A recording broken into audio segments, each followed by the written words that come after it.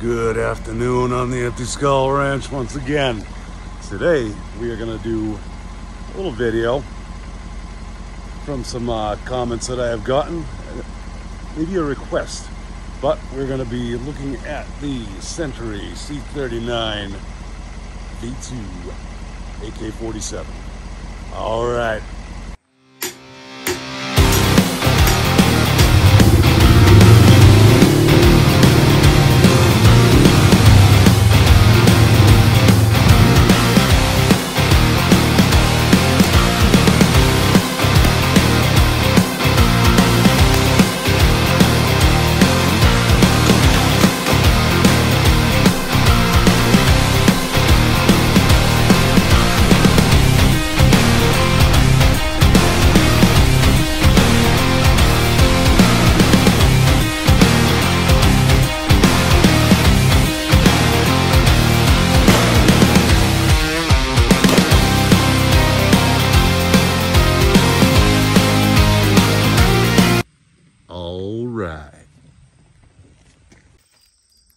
Well, here we are at the Empty Skull Ranch shooting range, firing range, shooting range, firing, shooting, all the same. All right, get out of here for me. All right. Anyway, here we are with the Century C39 V2 American-made AK. I've had this guy for some time now, actually, and fired a decent amount of rounds through it. It's a overall quite stout version of the AK-47, except for a couple little minor differences. I mean, we got the kind of missing the old cleaning rod down there. You know, it's looks a little naked, but that's all we're really missing. Hey, that's not a big deal. It's just a little subtle detail, you know, but that's but I can live without it. And but we got features a milled receiver, which is nice. Milled is really good, and features walnut furniture. So I put this Romanian sling on it just to kind of something to carry it around and make it at least look like an authentic something that an AK would have. It's got your typical D-ring on the front and your little wire clip. So of course this comes complete with the military style sling point on the front and on the rear. Same with the butt plate, quite typical of an AK. But it does have a polymer grip on it, which actually is quite nice. Fits pretty well. I mean, it's not a Hogue monogrip or something like that with all those bells and whistles, but it is a grip nonetheless.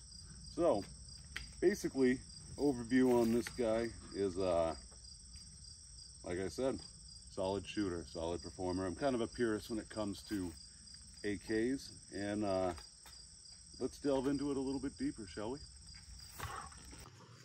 All right, let's take a look at this guy here from tip to tail. She is a pretty gun. I am crazy about walnut. I love wood. Hell, I run a sawmill. Why wouldn't I like wood? Anyway, that's and that's going to be in upcoming videos. Shameless plug.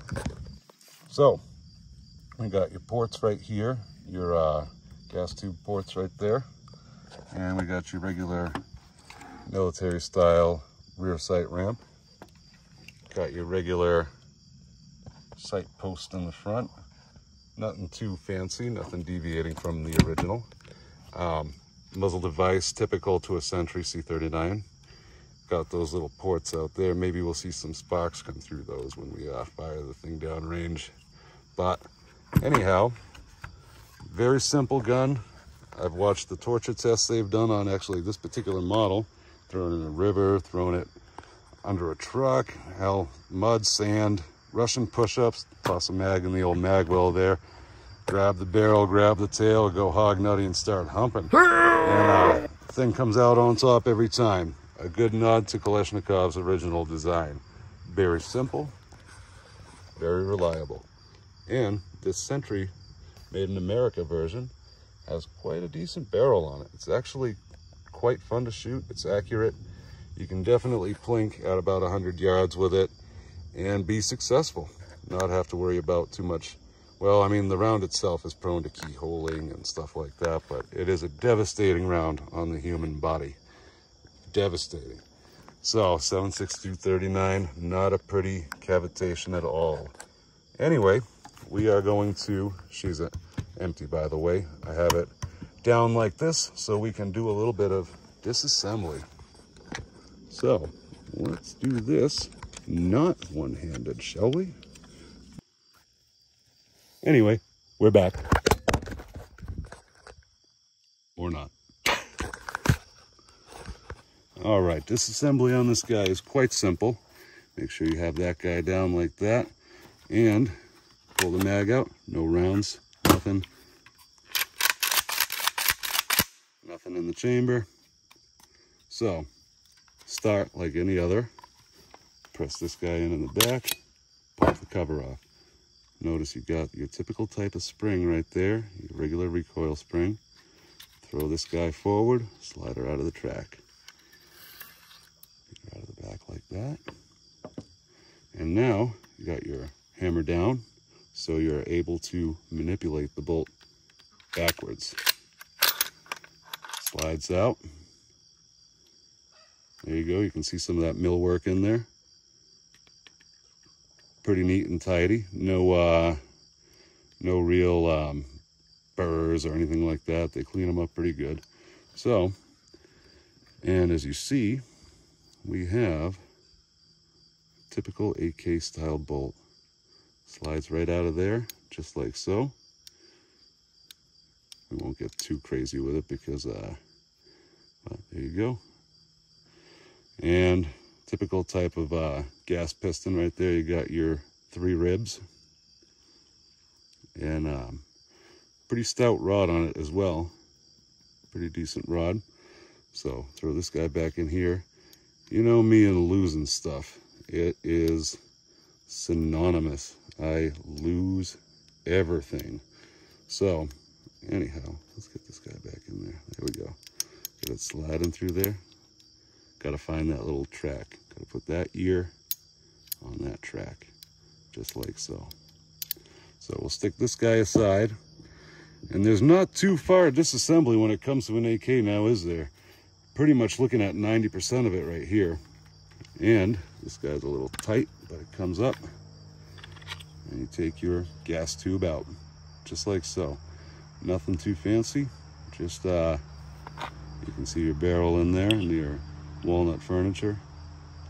Look at that wood. Oh, that is nice.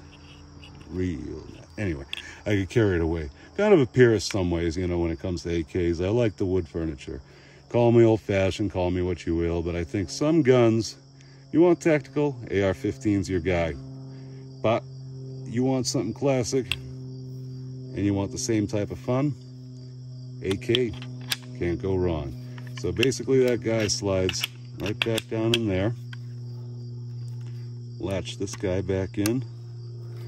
Holds it nice and snug. These actually do hold quite nicely. The fit and feel of this foregrip is delightful. There's not any loose wood, sloppy, whoppy, goppy, dongly, doopily. Feels like you're holding a nice piece of steel right there. I tend to like the milled receiver myself, but I believe Mikhail Kalashnikov's original was in milled, and I think I might ask that a little bit later, so we can put that down in the comments there. So definitely note to self. Maybe I can check it up on the Google machine while we're in the process. But anyway, funny thing about this design is just think of how, you know, happenstances and coincidences happen. Throw that guy back down into the gas tube.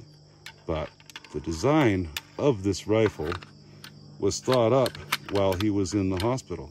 Kalashnikov himself, kind of delving a little deeper into the history behind it, but Kalashnikov himself, he was kind of, you know, I don't want to say like a sickly kid, but he was prone to health problems and whatnot. And so, you know, you can imagine he took to stuff that he could look at tangibly and whatnot if he was not feeling well, but he had a technical type of mind. He was a technical thinker.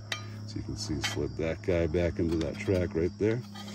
So he liked stuff like that. And, he was already prone to that anyway, but he was in the tank division there, the 108th Tank Division in the 25th Regiment. Correct me if I'm wrong, but I believe it was the 25th. Slide that into that little ring. Sometimes it can be a little tricky on these. And semi-depress this knob down there. So slide it in there, semi-depress that knob, and you should be able to, oh, see, I didn't make it. But there we go. And we're in. So yeah, he spent some time in the hospital after he was wounded. In 1941, he stayed in the hospital till about 1942. And while he was in there, other soldiers were in there, and they kept complaining about the submachine gun that Russia was using at the time. And darn this thing, I can't remember the model number, but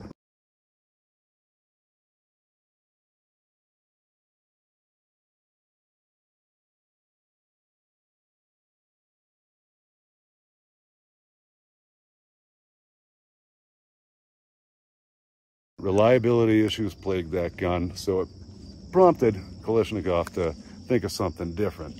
So then he came up with some ideas and did kind of based on like a Garand style rifle, where he suggested it. They didn't adopt it.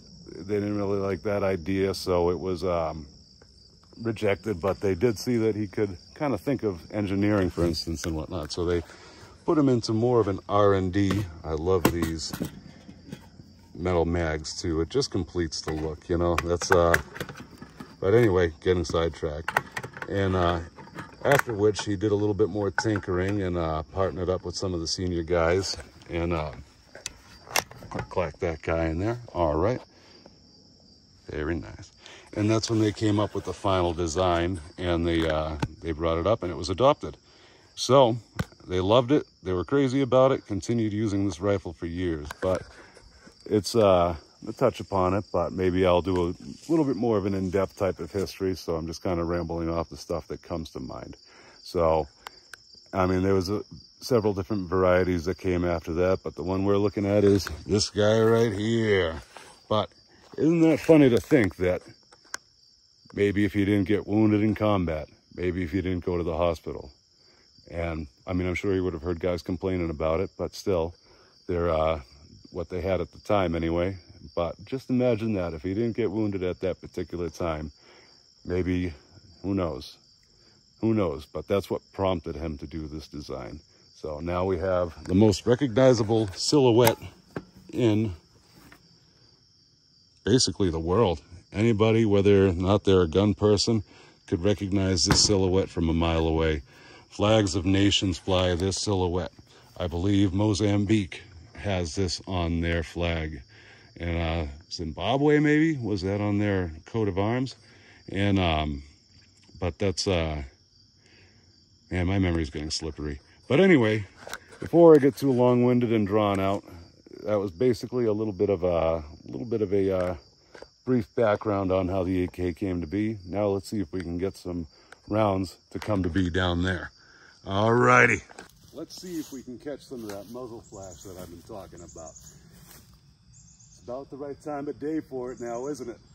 Alrighty. First, do my signature shout out downrange, even though I know there shouldn't be anybody. Range is hot. All right, there we go. Let's see if we can get some sparks. We gotta go. Get that typical, love that sound.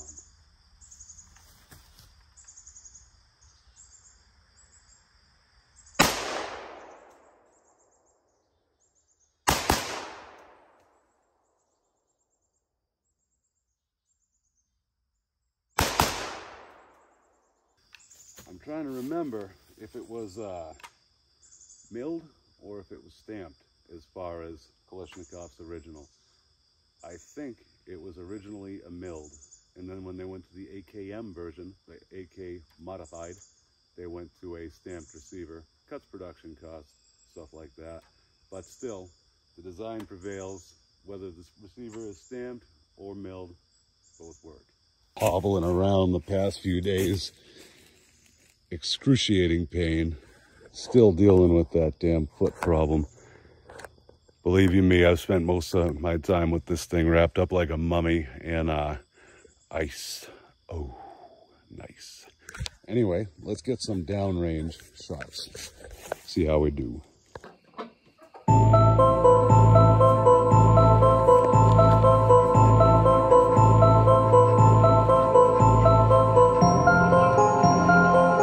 Hey, and surprise, they're not just the wooden planks like I had last time. Yeah, those left a lot to be desired. A lot to be desired. All right, let's get some shots in. You're gonna hear me thump back down that way.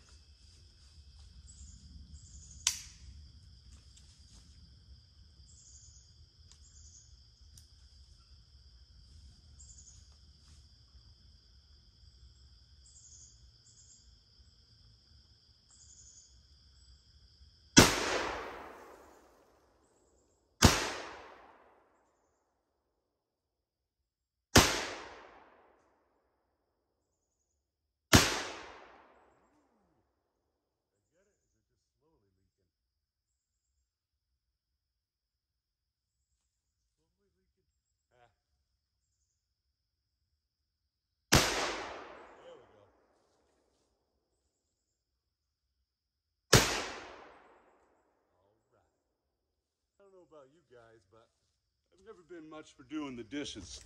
So, figure, rather than do the dishes, might as well put them down range and see what we got. Honestly, the dish line I think I heard somewhere else. Anyway, we'll go with it.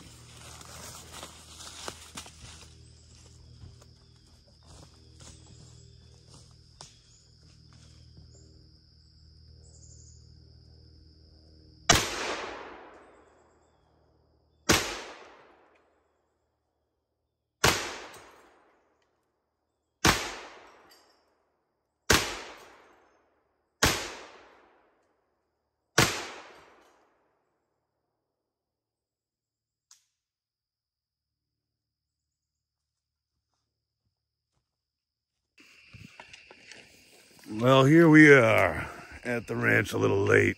Just wanted to wait a little bit to get a little bit ideal muzzle flash conditions to show a little bit of extra on the video. Just a bit. So anyway, hope you enjoy it. Ideal life muzzle flash.